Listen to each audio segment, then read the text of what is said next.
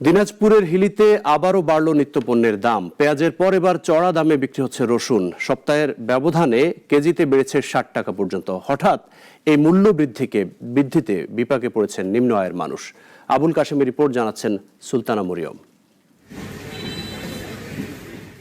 দিনাজপুরের হিলিতে পেঁয়াজের পর রসুনের দামও বেড়েছে হঠাৎ করে।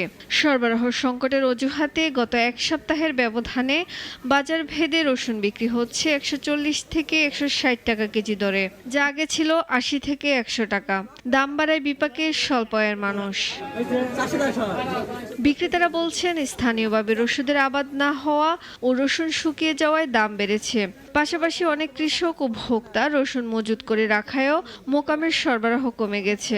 এতে করে চাপ বাড়ছে বাজারে। এই বাড়ার কারণটা হচ্ছে মোকামে আপনার রসুনটা সবাই মনে করে নিয়ে মজুত করে রাখতেছে। গত 10 দিন আগে আমরা দেশি রসুন বিক্রি করছি আপনার হলো ৭৫ থেকে ৮০ টাকা। ওই যে আগে যে রসুনটা বিক্রি করছি ওই রসুনটা অনেক কাঁচা ছিল দেখে দামটা অনেক কম। এখন ওই রসুনটা শুকার কারণে একটু বাজারটা ঊর্ধ্বমুখী, মানে বাজারটা একটু বেশি।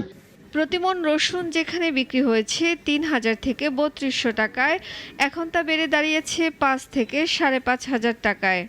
আগে রসুন ছিল ১০০ টাকা, ৮০ টাকা, ৯০ টাকা কেজি, এখন হলো ১৪০ টাকা কেজি। আমাদের সাধারণ মানুষের জন্য এটা খুব ক্ষতিকর। রসুনের হঠাৎ এই মূল্য বৃদ্ধি কেবল নিত্যপণ্যের বাজারেই নয়, বড় ধাক্কা দিচ্ছে খেটে খাওয়া মানুষের দৈনন্দিন জীবনে। বাজার ব্যবস্থাপনায় নজরদারি না বাড়লে আরও চাপে পড়বে শ্রমজীবী মানুষ। সুলতানা মরিয়ম, নাগরিক।